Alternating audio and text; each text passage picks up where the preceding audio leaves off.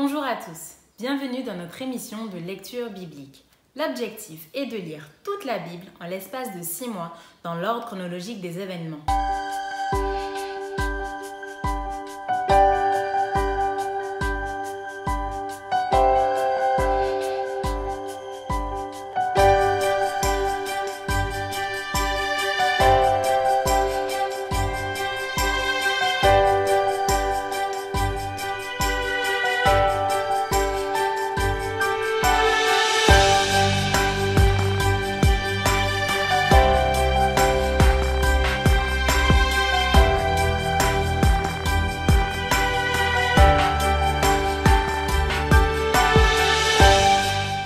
Cette émission vous est proposée par l'Église adventiste du 7e jour d'Évry. Si vous voulez suivre ce plan, vous pouvez cliquer sur le lien dans la description. N'hésitez pas à vous abonner à notre chaîne Évry Adventiste afin de recevoir toutes nos nouvelles vidéos de lecture. Restez jusqu'à la fin car nous vous proposerons une méditation concernant le texte du jour. Aujourd'hui, nous lirons le livre de Deutéronome du chapitre 3 à 7. Deutéronome chapitre 3. Nous nous tournâmes et nous montâmes par le chemin de Basan. Og, roi de Basan, sortit à notre rencontre avec tout son peuple pour nous combattre à Édréi. L'Éternel me dit, « Ne le crains point, car je le livre entre tes mains, lui et tout son peuple et son pays. Tu le traiteras comme tu as traité Sihon, roi des Amoréens, qui habitait à Hesbon. Et l'Éternel, notre Dieu, livra encore entre nos mains Og, roi de Basan, avec tout son peuple. Nous le battîmes sans laisser échapper aucun de ses gens. Nous prîmes alors toutes ces villes, et il n'y en eut pas une qui ne tombât en notre pouvoir.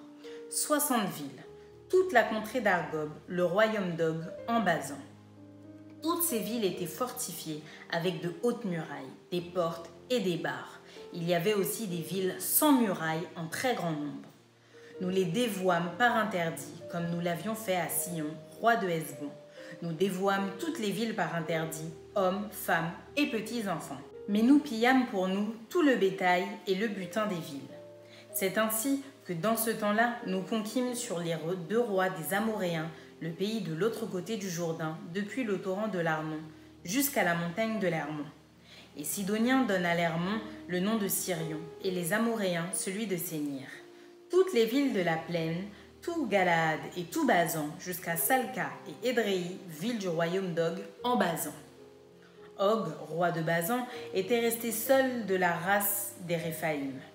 Voici son lit, un lit de fer. N'est-il pas à Rabat, ville des enfants d'Ammon? Sa longueur est de 9 coudées et sa largeur de 4 coudées en coudées d'homme. Nous prîmes alors possession de ce pays. Je donnai aux Rubénites et aux Gadites le territoire à partir d'Aroër sur le torrent de l'Arnon et la moitié de la montagne de Galaad avec ses villes. Je donnai à la moitié de la tribu de Manassé le reste de Galaad et tout le royaume d'Og en Basan. Toute la contrée d'Argob avec tout Basan, c'est ce qu'on appelait le pays des Réphaïm. Jaïr, fils de Manassé, prit toute la contrée d'Argob jusqu'à la frontière des Guershuriens et des Macatiens, et il donna son nom au bourg de Basan, appelé encore aujourd'hui bourg de Jaïr. Je donnai Galaad à Makir. Aux Rubénites et aux Gadites, je donnai une partie de Galaad jusqu'au torrent de l'Arnon, dont le milieu sert de limite, et jusqu'au torrent de Jabok, frontière des enfants d'Ammon. Je leur donnai encore la plaine, limitée par le Jourdain, depuis Kinéret jusqu'à la mer de la plaine, la mer Salée, au pied du Psiga, vers l'Orient. En ce temps-là, je vous donnai cet ordre. L'Éternel, votre Dieu, vous livre ce pays pour que vous le possédiez. Vous tous, soldats, vous marcherez en armes devant les enfants d'Israël. Vos femmes seulement, vos petits-enfants et vos troupeaux, je sais que vous avez de nombreux troupeaux, resteront dans les villes que je vous ai données. Jusqu'à ce que l'Éternel ait accordé du repos à vos frères comme à vous, et qu'ils possèdent eux aussi le pays que l'Éternel votre Dieu leur donne, de l'autre côté du Jourdain. Et vous retournerez chacun dans l'héritage que je vous ai donné. En ce temps-là, je donnai des ordres à Josué et je dis, « Tes yeux ont vu tout ce que l'Éternel votre Dieu a fait à ces 2 rois. Ainsi fera l'Éternel à tous les royaumes contre lesquels tu vas marcher. Ne les craignez point, car l'Éternel votre Dieu combattra lui-même pour vous. ce temps-là, j'implorai la miséricorde de l'Éternel en disant : Seigneur éternel, tu as commencé à montrer à ton serviteur ta grandeur et ta main puissante, car quel Dieu y a-t-il au ciel et sur la terre qui puisse imiter tes œuvres et des hauts faits ? Laisse-moi passer, je te prie, laisse-moi voir ce bon pays de l'autre côté du Jourdain, ces belles montagnes et le Liban. Mais l'Éternel s'irrita contre moi à cause de vous, et il ne m'écouta point. L'Éternel me dit : C'est assez, ne me parle plus de cette affaire. Monte au sommet du Pisga, porte tes regards à l'Occident, au nord, au Midi et à l'Orient, et contemple de tes yeux, car tu ne passeras pas ce Jourdain. Donne des ordres à Josué, fortifie-le et affermis-le, car c'est lui qui marchera devant ce peuple et qui le mettra en possession du pays que tu verras. Nous demeurâmes dans la vallée, vis-à-vis de Beth-Péor. Deutéronome, chapitre 4. Maintenant, Israël, écoute les lois et les ordonnances que je vous enseigne. Mettez-les en pratique afin que vous viviez et que vous entriez en possession du pays que vous donne l'Éternel, le Dieu de vos pères. Vous n'ajoutez rien à ce que je vous prescris, et vous n'en retrancherez rien, mais vous observerez les commandements de l'Éternel, votre Dieu, tels que je vous les prescris. Vos yeux ont vu ce que l'Éternel a fait à l'occasion de Baal-Péor. L'Éternel, ton Dieu, a détruit du milieu de toi tous ceux qui étaient allés après Baal-Péor. Et vous, qui vous êtes rattachés à l'Éternel, votre Dieu, vous êtes aujourd'hui tous vivants. Voici, je vous enseignais des lois et des ordonnances comme l'Éternel mon Dieu me l'a commandé, afin que vous les mettiez en pratique dans le pays dont vous allez prendre possession. Vous les observerez et vous les mettrez en pratique, car ce sera là votre sagesse et votre intelligence aux yeux des peuples qui entendront parler de toutes ces lois et qui diront : cette grande nation est un peuple absolument sage et intelligent. Quelle est, en effet, la grande nation qui est des dieux aussi proches que l'Éternel notre Dieu l'est de nous toutes les fois que nous l'invoquons ? Et quelle est la grande nation qui est des lois et des ordonnances justes comme toute cette loi que je vous présente aujourd'hui ? Seulement, prends garde à toi et veille attentivement sur ton âme tous les jours de ta vie, de peur que tu n'oublies les choses que tes yeux ont vues et qu'elles ne sortent de ton cœur. Enseigne-les à tes enfants et aux enfants de tes enfants. Souviens-toi du jour où tu te présentas devant l'Éternel ton Dieu à Horeb, lorsque l'Éternel me dit : Assemble auprès de moi le peuple, je veux leur faire entendre mes paroles, afin qu'ils apprennent à me craindre tout le temps qu'ils vivront sur la terre, et afin qu'ils les enseignent à leurs enfants. Vous vous approchâtes, et vous vous vîntes au pied de la montagne. La montagne était embrasée, et les flammes s'élevaient jusqu'au milieu du ciel. Il y avait des ténèbres, des nuées, de l'obscurité. Et l'Éternel vous parla du milieu du feu. Vous entendîtes le son des paroles, mais vous ne vîtes point de figure, vous n'entendîtes qu'une voix. Il publia son alliance qu'il vous ordonna d'observer, les 10 commandements, et il les écrivit sur 2 tables de pierre. En ce temps-là, l'Éternel me commanda de vous enseigner des lois et des ordonnances, afin que vous les mettiez en pratique dans le pays dont vous allez prendre possession. Puisque vous n'avez vu aucune figure le jour où l'Éternel vous parla du milieu du feu à Horeb, veillez attentivement sur vos âmes, de peur que vous ne vous corrompiez et que vous ne fassiez une image taillée, une représentation de quelque idole, la figure d'un homme ou d'une femme, la figure d'un animal qui soit sur la terre, la figure d'un oiseau qui vole dans les cieux, la figure d'une bête qui rampe sur le sol, la figure d'un poisson qui vivent dans les eaux au-dessous de la terre. Veille sur ton âme de peur que, levant tes yeux vers le ciel et voyant le soleil, la lune et les étoiles, toute l'armée des cieux, tu ne sois entraîné à te prosterner en leur présence et à leur rendre un culte. Ce sont des choses que l'Éternel ton Dieu a données en partage à tous les peuples sous le ciel tout entier. Mais vous, l'Éternel vous a pris et vous a fait sortir de la fournaise de fer de l'Égypte, afin que vous fussiez un peuple qui lui appartint en propre, comme vous l'êtes aujourd'hui. Et l'Éternel s'irrita contre moi à cause de vous, et il jura que je ne passerai point le Jourdain, et que je n'entrerai point dans le bon pays que l'Éternel ton Dieu te donne en héritage. Je mourrai donc en ce pays-ci, Je ne passerai point le Jourdain, mais vous le passerez, et vous posséderez ce bon pays. Veillez sur vous afin de ne point mettre en oubli l'alliance que l'Éternel votre Dieu a traitée avec vous, et de ne point vous faire d'image taillée, de représentation quelconque que l'Éternel ton Dieu t'ait défendu.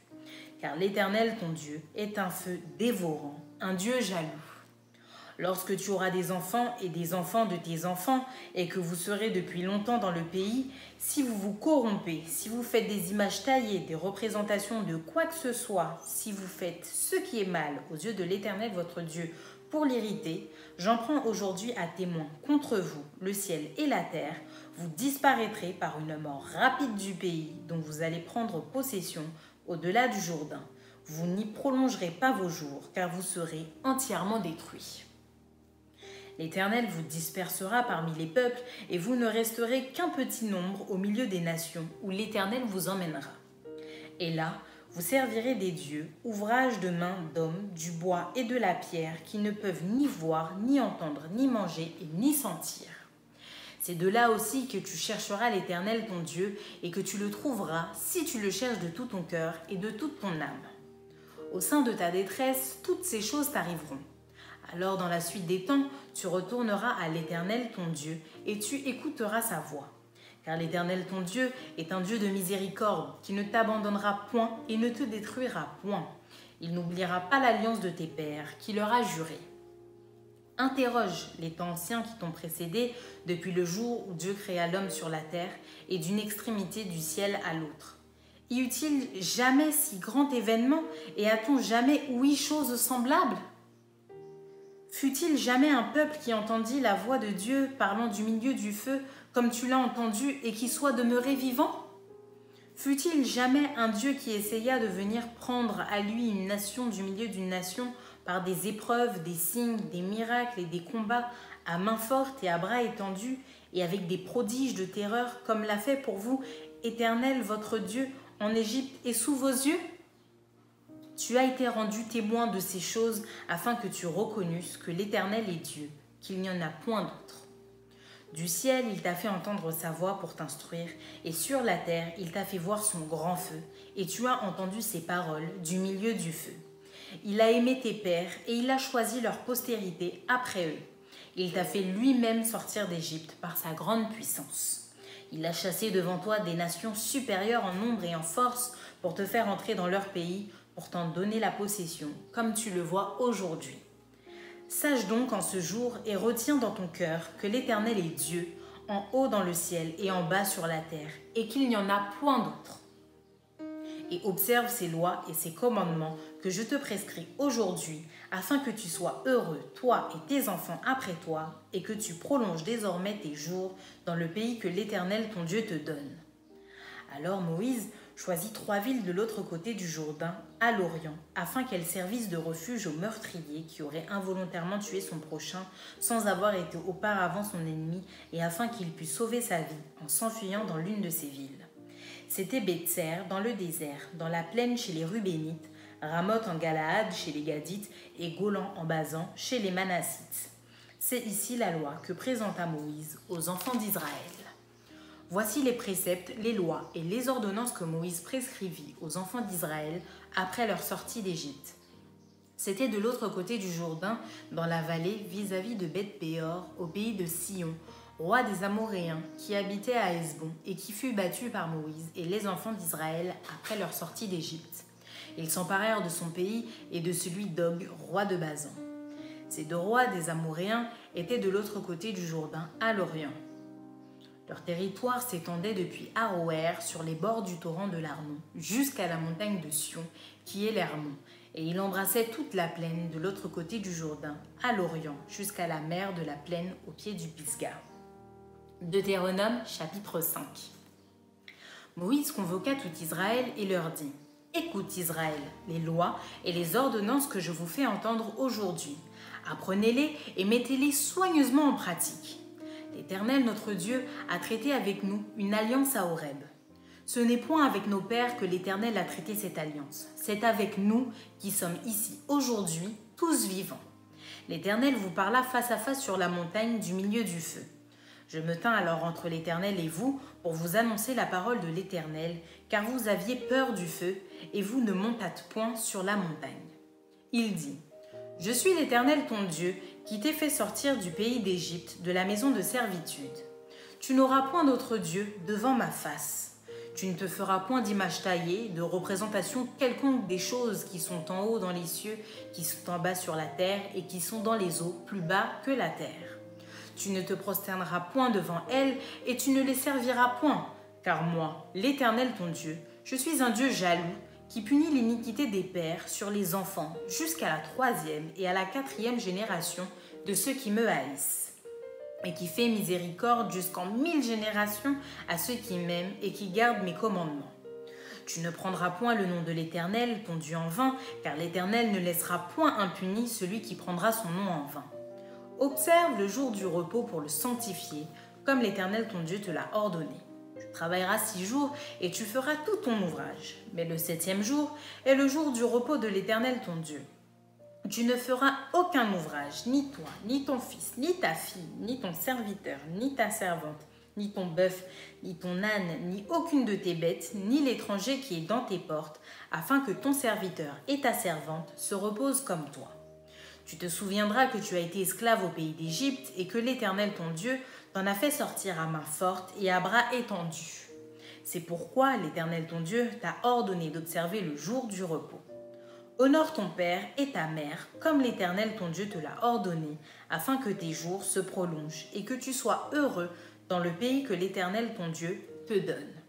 Tu ne tueras point, tu ne commettras point d'adultère, tu ne déroberas point, tu ne porteras point de faux témoignages contre ton prochain. Tu ne convoiteras point la femme de ton prochain, tu ne désireras point la maison de ton prochain, ni son champ, ni son serviteur, ni sa servante, ni son bœuf, ni son âne, ni aucune chose qui appartienne à ton prochain. Telles sont les paroles que prononça l'Éternel à haute voix sur la montagne, du milieu du feu, des nuées et de l'obscurité, et qu'il adressa à toute votre assemblée sans rien ajouter. Il les écrivit sur 2 tables de pierre qu'il me donna. Lorsque vous eûtes entendu la voix du milieu des ténèbres, et tandis que la montagne était tout en feu, vos chefs de tribu et vos anciens s'approchèrent tous de moi. Et vous dites, « Voici l'Éternel notre Dieu, nous a montré sa gloire et sa grandeur, et nous avons entendu sa voix du milieu du feu. Aujourd'hui, nous avons vu que Dieu a parlé à des hommes et qu'ils sont demeurés vivants. Et maintenant, pourquoi mourrions-nous ? Car ce grand feu nous dévorera si nous continuons à entendre la voix de l'Éternel notre Dieu, nous mourrons. Quel est l'homme, en effet, qui ait jamais entendu comme nous la voix du Dieu vivant parlant du milieu du feu et qui soit demeuré vivant ? Approche-toi et écoute tout ce que dira l'Éternel notre Dieu. Tu nous rapporteras toi-même tout ce que te dira l'Éternel notre Dieu. Nous l'écouterons et nous le ferons. » L'Éternel entendit les paroles que vous m'adressâtes. Et l'Éternel me dit, « J'ai entendu les paroles que ce peuple t'a adressées. Tout ce qu'ils ont dit est bien. Oh, s'ils avaient toujours ce même cœur pour me craindre et pour observer tous mes commandements, afin qu'ils fussent heureux à jamais, eux et leurs enfants. Va, dis-leur, retournez dans vos tentes. Mais toi, reste ici avec moi, et je te dirai tous les commandements, les lois et les ordonnances que tu leur enseigneras, afin qu'ils les mettent en pratique dans le pays dont je leur donne la possession. Vous ferez avec soin ce que l'Éternel, votre Dieu, vous a ordonné. Vous ne vous en détournerez ni à droite ni à gauche. Vous suivrez entièrement la voie que l'Éternel, votre Dieu, vous a prescrite, afin que vous viviez et que vous soyez heureux, afin que vous prolongiez vos jours dans le pays dont vous aurez la possession. Deutéronome chapitre 6. Voici les commandements, les lois et les ordonnances que l'Éternel, votre Dieu, a commandé de vous enseigner, afin que vous les mettiez en pratique dans le pays dont vous allez prendre possession. Afin que tu craignes l'Éternel ton Dieu en observant tous les jours de ta vie, toi, ton fils et le fils de ton fils, toutes ces lois et tous ces commandements que je te prescris, et afin que tes jours soient prolongés. Tu les écouteras donc, Israël, et tu auras soin de les mettre en pratique, afin que tu sois heureux et que vous multipliez beaucoup, comme te l'a dit l'Éternel, le Dieu de tes pères, en te promettant un pays où coule le lait et le miel. Écoute, Israël, l'Éternel notre Dieu est le seul Éternel. Tu aimeras l'Éternel ton Dieu de tout ton cœur, de toute ton âme et de toute ta force. Et ces commandements que je te donne aujourd'hui seront dans ton cœur.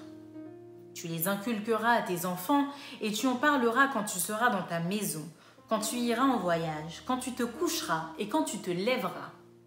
Tu les liras comme un signe sur tes mains et ils seront comme des frontaux entre tes yeux. Tu les écriras sur les poteaux de ta maison et sur tes portes. L'Éternel ton Dieu te fera entrer dans le pays qu'il a juré à tes pères, à Abraham, à Isaac et à Jacob de te donner. Tu posséderas de grandes et bonnes villes que tu n'as point bâties, des maisons qui sont pleines de toutes sortes de biens et que tu n'as point remplies, des citernes creusées que tu n'as point creusées, des vignes et des oliviers que tu n'as point plantés. Lorsque tu mangeras et te rassasieras, garde-toi d'oublier l'Éternel qui t'a fait sortir du pays d'Égypte, de la maison de servitude. Tu craindras l'Éternel ton Dieu, tu le serviras et tu jureras par son nom. Vous n'irez point après d'autres dieux, d'entre les dieux des peuples qui sont autour de vous. Car l'Éternel ton Dieu est un Dieu jaloux au milieu de toi. La colère de l'Éternel ton Dieu s'enflammerait contre toi et il t'exterminerait de dessus la terre. Vous ne tenterez point l'Éternel votre Dieu comme vous l'avez tenté à Massa. Mais vous observerez les commandements de l'Éternel votre Dieu, ses ordonnances et ses lois qu'il vous a prescrites. Tu feras ce qui est droit et ce qui est bien aux yeux de l'Éternel, afin que tu sois heureux et que tu entres en possession du bon pays que l'Éternel a juré à tes pères de te donner, après qu'il aura chassé tous tes ennemis devant toi, comme l'Éternel l'a dit. Lorsque ton fils te demandera un jour « Que signifient ces préceptes, ces lois et ces ordonnances que l'Éternel notre Dieu vous a prescrits ?» Tu diras à ton fils « Nous étions esclaves de Pharaon en Égypte et l'Éternel nous a fait sortir de l'Égypte par sa main puissante.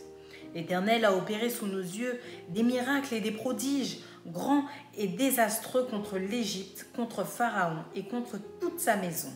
Et il nous a fait sortir de là pour nous amener dans le pays qu'il avait juré à nos pères de nous donner. L'Éternel nous a commandé de mettre en pratique toutes ces lois et de craindre l'Éternel notre Dieu, afin que nous fussions toujours heureux et qu'il nous conservât la vie comme il le fait aujourd'hui. Nous aurons la justice en partage si nous mettons soigneusement en pratique tous ces commandements devant l'Éternel notre Dieu, comme il nous l'a ordonné. Deutéronome chapitre 7. Lorsque l'Éternel ton Dieu t'aura fait entrer dans le pays dont tu vas prendre possession et qu'il chassera devant toi beaucoup de nations, les Hétiens, les Girgasiens, les Amoréens, les Cananéens, les Phéréziens, les Éviens et les Jébusiens, 7 nations plus nombreuses et plus puissantes que toi, lorsque l'Éternel ton Dieu te les aura livrés et que tu les auras battus, tu les dévoueras par interdit. Tu ne traiteras point d'alliance avec elles et tu ne leur feras point grâce. Tu ne contracteras point de mariage avec ces peuples, tu ne donneras point tes filles à leurs fils, et tu ne prendras point leurs filles pour tes fils, car ils détourneraient de moi tes fils qui serviraient d'autres dieux, et la colère de l'Éternel s'enflammerait contre vous, il te détruirait promptement. Voici au contraire comment vous agirez à leur égard. Vous renverserez leurs autels, vous briserez leurs statues, vous abattrez leurs idoles, et vous brûlerez au feu leurs images taillées. Car tu es un peuple saint pour l'Éternel ton Dieu. L'Éternel ton Dieu t'a choisi pour que tu fusses un peuple qui lui appartint entre tous les peuples qui sont sur la surface de la terre.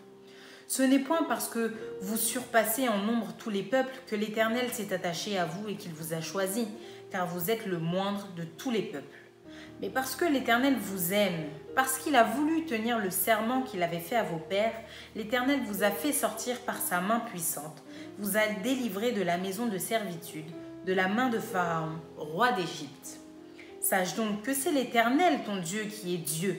Ce Dieu fidèle garde son alliance et sa miséricorde jusqu'à la 1000e génération envers ceux qui l'aiment et qui observent ses commandements. Mais il use directement de représailles envers ceux qui le haïssent et il les fait périr. Il ne diffère point envers ceux qui le haïssent, mais il use directement de représailles envers ceux qui le haïssent. Il les fait périr. Il ne diffère point envers celui qui le hait. Il use directement de représailles. Ainsi, observe les commandements, les lois et les ordonnances que je te prescris aujourd'hui et mets-les en pratique. Si vous écoutez ces ordonnances, si vous les observez et les mettez en pratique, l'Éternel, ton Dieu, gardera envers toi l'alliance et la miséricorde qu'il a jurée à tes pères. Il t'aimera, il te bénira et te multipliera. Il bénira le fruit de tes entrailles et le fruit de ton sol, ton blé, ton mou et ton huile, les portées de ton gros et de ton menu bétail, dans le pays qu'il a juré à tes pères de donner. Tu seras béni plus que tous les peuples. Il n'y aura chez toi ni homme, ni femme stérile, ni bête stérile parmi tes troupeaux. L'Éternel éloignera de toi toute maladie. Il ne t'enverra aucune de ces mauvaises maladies d'Égypte qui te sont connues, mais il en frappera tous ceux qui te haïssent. Tu dévoreras tous les peuples que l'Éternel ton Dieu va te livrer.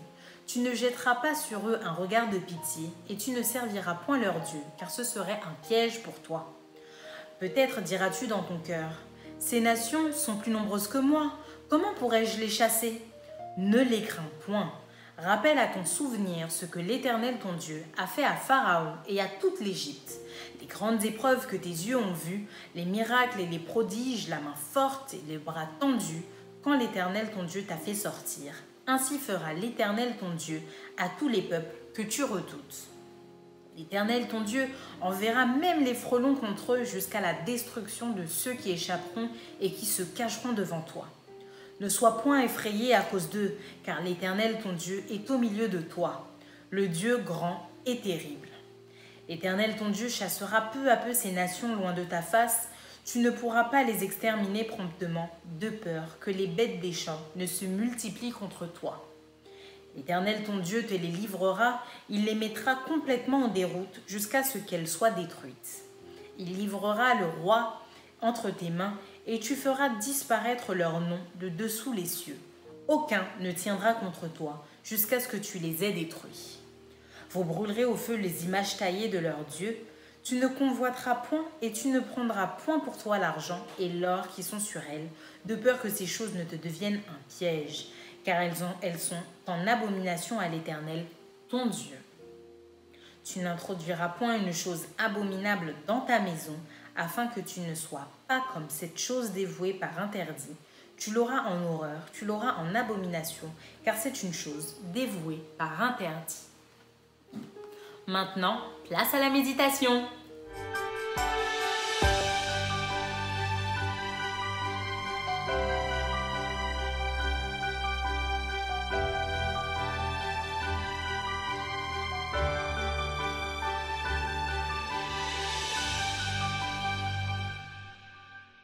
Bonjour à tous, je vais donc vous proposer une réflexion sur les quelques chapitres que nous avions à lire. Il s'agit de Deutéronome chapitre 3 à 7. C'est vrai que ces 5 chapitres-là que nous avions à lire sont d'une grande richesse et quelque part une source d'inspiration sur beaucoup de thèmes bibliques. Dans le chapitre 5 notamment, Moïse revient sur la loi de Dieu, qui est répétée, qui est reprise, même complétée, puisqu'on voit que, par exemple, dans Exode, la raison pour laquelle Dieu a institué le sabbat, c'était parce qu'il est notre Créateur, tandis que dans Deutéronome chapitre 5, nous voyons que c'est parce que Dieu est aussi rédempteur, c'est parce qu'il a sauvé son peuple, il a arraché de l'esclavage d'Égypte. Donc, cette loi est reprise et donc on voit dans ce chapitre 5 cette loi qui est l'expression du caractère de Dieu. Au chapitre 6, on voit une suite de versets que l'on appelle d'ailleurs le schéma Israël, bien connu au sein du judaïsme. Il s'agit des versets 4 jusqu'à 9. Écoute Israël. Alors pourquoi je reprends ces versets? Parce qu'ils contiennent en eux-mêmes tout de suite un message pertinent, un message interpellant, parce que Dieu veut nous dire quelque chose de fort à travers ces versets-là. Écoute Israël, l'Éternel notre Dieu est le seul éternel. Tu aimeras le Seigneur ton Dieu de tout ton cœur, de toute ton âme et de toute ta force. Et ces commandements que je te donne aujourd'hui seront dans ton cœur. Tu les inculqueras à tes enfants. Tu en parleras quand tu seras dans ta maison, quand tu iras en voyage, quand tu te coucheras et quand tu te lèveras. Tu les liras comme un signe sur tes mains et ils seront comme des frontaux entre tes yeux. Tu les écriras sur les poteaux de ta maison et sur tes portes. Dieu, à travers ces versets, nous invite à l'écouter. Écoute Israël. Très important d'écouter Dieu. C'est vrai que nous parlons beaucoup. C'est vrai que nous demandons beaucoup de choses. Mais sommes-nous prêts à écouter le Seigneur? Première réflexion déjà. Deuxièmement, Dieu rappelle qu'il est le vrai Dieu. En dehors de lui, il n'y a point d'autre Dieu. C'est le psalmiste qui le dit. Tous les dieux de la terre sont des idoles. Dans le psaume 95, verset 6, car l'Éternel est très grand et très digne de louange. Il est redoutable par-dessus tous les dieux, car tous les dieux des peuples sont des idoles. Et l'Éternel a fait les cieux. Troisièmement, ce verset nous invite à aimer Dieu, à l'aimer vraiment. Et il nous invite à l'aimer d'une certaine manière, c'est-à-dire de tout notre cœur, de toute notre force et de toute notre âme. Oui, qu'en est-il de nous? Aimons-nous réellement Dieu? Faisons-nous de lui l'objet de nos pensées, de nos aspirations? Voilà la vraie question. Oui, l'aimons-nous vraiment? C'est un peu comme Jésus avait posé la question à Pierre dans Jean 21. M'aimes-tu? La question plus que jamais se pose aujourd'hui en 2020. Autre point très important du schéma d'Israël, de ces versets-là qu'on retrouve entre le verset 4 et le verset 9, il est question d'inculquer à ses enfants cette parole de Dieu, de la transmettre. La transmission de la parole de Dieu à nos proches et surtout à nos enfants est fondamentale. Il s'agit de leur transmettre nos valeurs, de leur raconter les expériences vécues avec Dieu, les histoires aussi bibliques. Il faut comprendre l'enjeu. Il s'agit que ces enfants à leur tour puissent s'en imprégner, qu'ils puissent développer leur foi et qu'ils soient à leur tour capables de faire des choix décisifs pour leur propre avenir et pour leur propre croissance spirituelle. Oui, la question plus que jamais se pose. Quelle valeur attribuons-nous au culte de famille, du matin comme du soir? Quelle importance accordons-nous au fait de transmettre ces enseignements à nos enfants, quel que soit leur âge, avec une nourriture adaptée en fonction de chaque âge? C'est vrai qu'on ne répétera jamais assez que l'Église peut contribuer à tout cela, mais le gros travail de fond se fait déjà dans nos foyers. En ce temps particulier dans lequel nous vivons depuis quelques semaines, ce temps de confinement, c'est l'occasion d'y réfléchir. Quel vécu spirituel ai-je à la maison? Suis-je moi-même en tant que parent attaché à Dieu? Est-ce que je l'aime de tout mon cœur pour donner aussi envie à mes enfants d'en faire autant? Dans le chapitre 7, Dieu commence par rappeler toutes les victoires qu'Israël a obtenues en tant que nation. D'abord, il les a arrachés de l'esclavage d'Égypte, il les a conduits dans le désert. Dieu les a nourris en faisant tomber du ciel du pain chaque jour. Maintenant, Dieu leur demande, puisque je vous ai porté, je vous ai accompagné, il leur demande d'être fidèles. Il leur demande de s'attacher à lui aussi. Dieu rappelle que le peuple d'Israël est un peuple choisi, premièrement. C'est moi qui vous ai choisi. Le peuple est un peuple choisi. Choisi par grâce, quelque part. Il n'avait aucun mérite devant Dieu. Eh bien, il en est de même pour nous, aujourd'hui, qui constituons l'Israël spirituel. Dieu nous a choisis et nous a même prédestinés. Le terme est utilisé par l'apôtre Paul.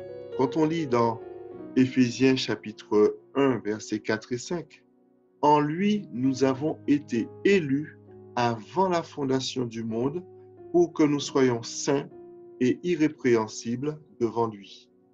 Dieu ajoute dans ce chapitre qu'Israël est aussi un peuple saint, un peuple mis à part. Et de facto, cela signifie que quand on est mis à part, on ne peut pas avoir le même comportement que les autres nations environnantes.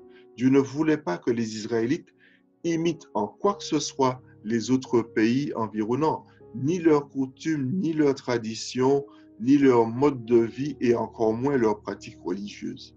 Et pour bien se faire comprendre, au verset 5 de ce chapitre 7, Dieu précise 3 mots. Vous, au contraire. Autrement dit, vous êtes à part et vous n'êtes pas censé faire pareil que les autres. Vous, au contraire. C'est un terme que, d'ailleurs, l'apôtre Pierre va reprendre. Donc, vous, au contraire, vous êtes une race élue, un sacerdoce royal, une nation sainte, un peuple acquis, afin que vous annonciez les vertus de celui qui vous a appelé des ténèbres à son admirable lumière. Troisième point, le peuple d'Israël est aussi un peuple aimé. Donc, je l'ai dit, un peuple choisi, un peuple saint et un peuple aimé. Verset 8, effectivement, de Deutéronome 7, enfin le mot est lâché, c'est parce que Dieu vous aime. D'accord? C'est parce que Dieu nous aime qu'il nous réclame de la fidélité, qu'il nous réclame de l'engagement. Le prophète Jérémie, dans Jérémie 31, versets 2 et 3, dit « Ainsi par l'Éternel, il a trouvé grâce dans le désert, le peuple de ceux qui ont échappé au glaive. Israël marche vers son lieu de repos. De loin, l'Éternel se montre à moi. Je t'aime d'un amour éternel, c'est pourquoi je te conserve ma bonté. » Et le reste du chapitre 7 précise quelques exemples de domaines où Dieu attend de nous de la fidélité. D'abord au verset 3 et 4, il est question d'alliance, de mariage. Faisons attention à nos relations, parce que Dieu ne voudrait pas que par ces pactes conclus ou ces alliances, eh bien, que nous soyons pris au piège et que nous finissions par nous détourner de lui. Autre domaine, verset 5, attention aux idoles. Peut-être que nous n'avons pas chez nous des statuettes, mais nous pouvons avoir des idoles modernes, des idoles symboliques. Ça peut être des attachements à des jeux, à des appareils, à toutes sortes de choses que nous faisons qui nous détournent de Dieu. Autre point, au verset 11, un point fondamental et capital, c'est l'observation des commandements de Dieu. Dieu y attache un certain nombre de promesses et de bénédictions. Ce sont des bénédictions conditionnelles. Quand vous lirez ce chapitre, vous allez le constater. Hein? Et peut-être que quelque part, et je m'interroge en ce matin, quelque part, nous avons parfois mis de côté ces bénédictions-là, mis de côté ces recommandations du Seigneur d'une manière ou d'une autre, soit par routine, soit par négligence. Nous avons oublié certaines ordonnances ou prescriptions alors que Dieu les donne parce qu'il veut que nous soyons heureux. Du coup, je n'ai pas pu m'empêcher de penser ou de réfléchir à la situation dans laquelle nous vivons depuis un mois ou deux, cette situation sanitaire qui a touché toute la planète entière avec ce virus. Il y a un verset quand même qui m'interpelle dans ce chapitre 7, c'est le verset 15, où Dieu dit ceci: « L'Éternel éloignera de toi toute maladie. » Waouh, ça m'a fait réfléchir. L'Éternel éloignera de toi toute maladie. Il ne t'enverra aucune de ces mauvaises maladies d'Égypte qui te sont connues, mais il en frappera ceux qui te haïssent. Dieu est même prêt à nous protéger, mais là aussi c'est une promesse conditionnelle, à condition que le peuple suive ses ordonnances ou suive ses recommandations. C'est l'occasion d'y réfléchir. Et ce chapitre 7 nous y invite d'une certaine manière. Eh bien, que Dieu nous bénisse, qu'il nous aide à comprendre que ce qu'il veut avant tout, c'est notre bonheur, que nous soyons heureux et que nous puissions retrouver ce bonheur que nous avions dans le Jardin d'Éden et qu'il est prêt encore à nous accorder aujourd'hui. Amen. Merci d'avoir partagé ce moment avec nous. Je vous donne rendez-vous demain, si Dieu veut, pour un nouvel épisode.